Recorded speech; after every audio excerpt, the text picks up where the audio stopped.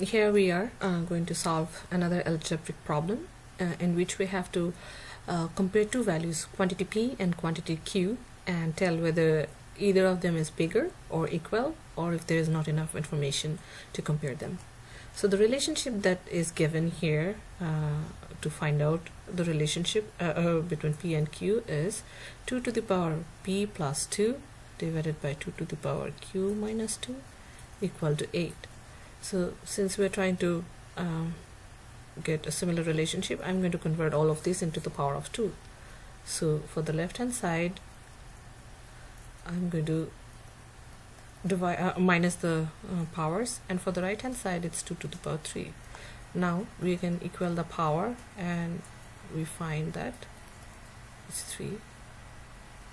So P is equal to Q minus 4 plus 3, or Q minus 1. So the final relationship is P equal to Q minus 1.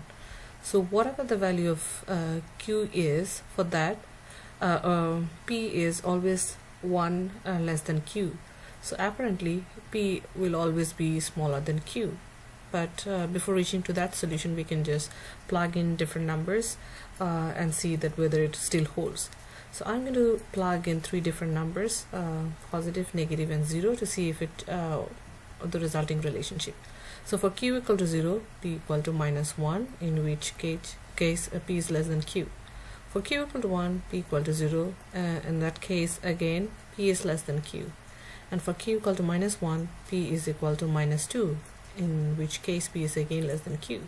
So for by plugging in all sorts of different numbers for Q, positive, negative, and 0, we find that the relationship that P is less than Q always holds. So in this case, the right answer would be quantity B, which is quantity B is greater or Q is greater.